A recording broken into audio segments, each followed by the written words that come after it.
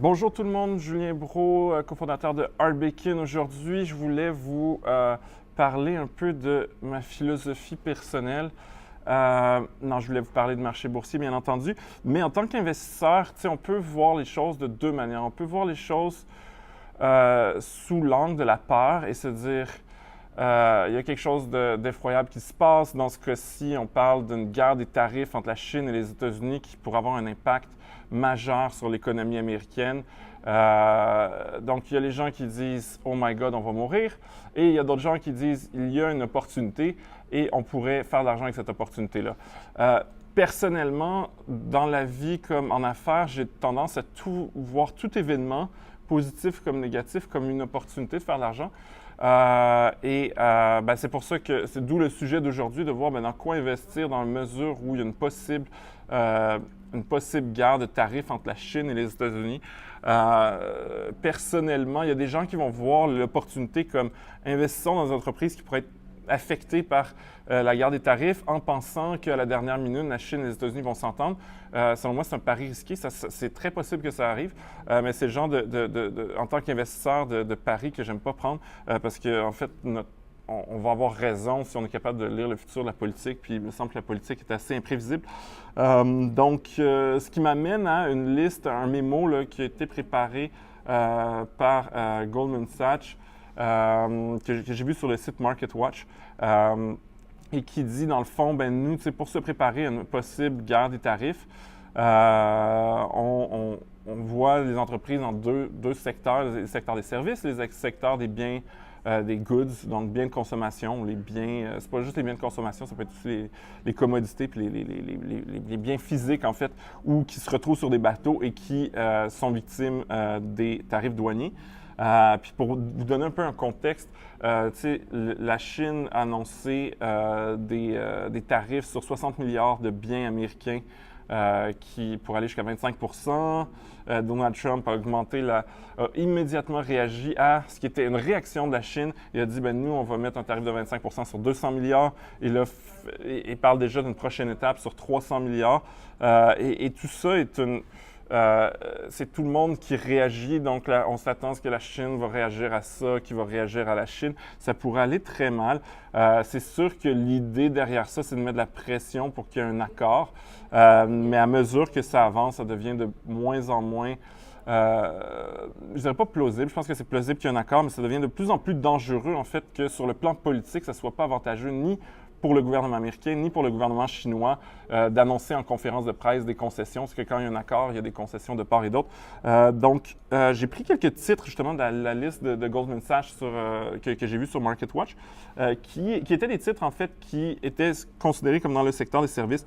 Je ne vous cacherai pas mon préféré, puis je pense qu'on en a déjà parlé dans ma petite vidéo, puis à part le nom qui est dur à épeler, et qui n'est pas Berkshire Bancorp, c'est Berkshire Hathaway.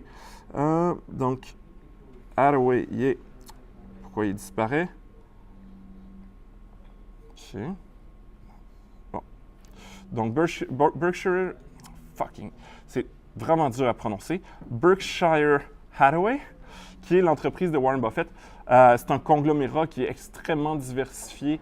On le retrouve autant dans les équipements industriels que dans la crème glacée, que dans les vêtements avec Fruit of the Loom, que c'est le plus gros actionnaire d'Apple, le plus gros actionnaire de Coca-Cola.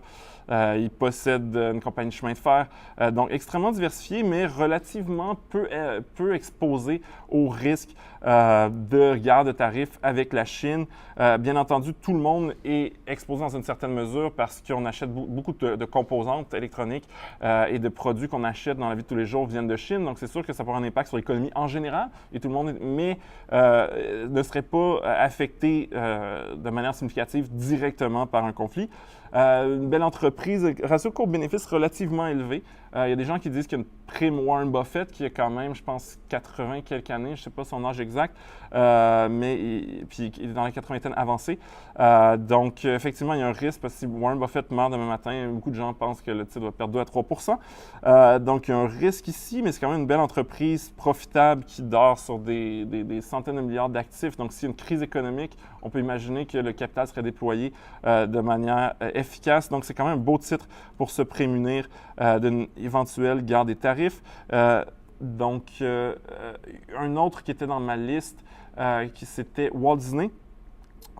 J'aime beaucoup Walt Disney, notamment parce qu'il s'apprête à lancer un service de streaming concurrent à Netflix. Ils retirent tout leur contenu de Netflix et ils lancent ce service-là, un prix qui va être inférieur à l'abonnement de Netflix. Et c'est quand même une entreprise très diversifiée qui possède à peu près toutes les marques que les enfants, les adultes aiment, que ça va des super-héros à Star Wars, à Pixar, à Bugs Bunny et compagnie. Je ne sais pas s'ils possèdent Bugs Bunny, je pense pas. Vous allez m'écrire dans les commentaires, t'as tort, fait que je pense pas que c'est Bugs Bunny, mais Mickey Mouse et compagnie. Donc, super belle entreprise qui a des marques très, très fortes et qui est bien positionnée pour passer à la prochaine étape et devenir un géant Internet. Donc, ratio court-bénéfice d'à peine 14. Si on regarde le ratio court-bénéfice de Netflix, allons voir ratio court-bénéfice de Netflix, on est à 14. Netflix, ce qui est profitable, sinon on n'aura pas si l'entreprise n'est pas profitable, il n'y a pas de bénéfice, 126. Donc, entre les deux entreprises, étant un investisseur plus de valeur, on s'entend que j'ai mis Walt Disney. Allons voir une autre qui est justement un des investissements favoris justement de Warren Buffett. Visa n'a pas besoin de mettre beaucoup de biens sur des bateaux pour les importer. Le consensus des analystes est acheté. Ratio court-bénéfice quand même plus élevé à 33. Donc, c'est sûr que si il y a une dépression économique aux États-Unis, les gens achètent moins. Visa fait moins d'argent. Visa ne va pas faire faillite par contre, mais pourrait prendre une diminution de son cours. Et c'est quoi le dernier titre? Ah oui, Cisco Systems, ça, j'adore ça. Cisco Systems, en fait, vous le connaissez peut-être pas si vous n'êtes pas en technologie, ils font ce qu'on appelle des routeurs et des switches, des commuteurs, je pense, en français. Et dans le fond, concrètement, là, si vous allez sur Internet, et je suis sûr que vous allez sur Internet, le trafic passe à quelque part sur une machine de Cisco. Et un des plus gros concurrents de Cisco, c'est qui? C'est Huawei et d'autres manufacturiers chinois. Donc, une guerre des tarifs pourrait potentiellement même bénéficier à Cisco. Et Cisco qui est énormément dans les services, c'est pas juste des machines, ils vendent aussi le truc en tant que service. Ratio court-bénéfice relativement élevé à 19, mais quand même moins pire que d'autres. En plus, un beau dividende. C'est en technologie. L'idée, c'est que les gens vont de plus en plus sur Internet. On a besoin de plus en plus d'infrastructures. Donc, est-ce que j'en avais un dernier? Non, j'ai fait le tour des titres dont je voulais vous parler aujourd'hui. Donc, la morale de cette histoire, c'est que chaque événement est à la fois un danger et une opportunité. Puis, on choisit de quel côté, de quel type d'investisseur on est. Est-ce qu'on est un investisseur qui a peur ou un investisseur qui saisit les opportunités? Sur ce, je vous invite à télécharger Art Bacon, une app incroyable sur Google Play, le App Store. Ça vient avec 14 jours d'essai gratuit. Ça se connecte à vos comptes d'investissement. Ça analyse votre portefeuille. Ça vous calcule un score de portefeuille. C'est super intéressant. Je vous invite à la télécharger. Si vous n'avez pas déjà commencé à investir en bourse, on a une offre incroyable avec Desjardins Courtage en ligne. C'est situé au artbacon.ca/Desjardins et ça vient avec 10 transactions gratuites, 1 an de congé de frais de gestion, 3 mois d'abonnement à notre app et un cours en ligne sur l'investissement que j'ai réalisé moi-même avec des collaborateurs. Donc, sur ce, je vous souhaite une super bonne journée.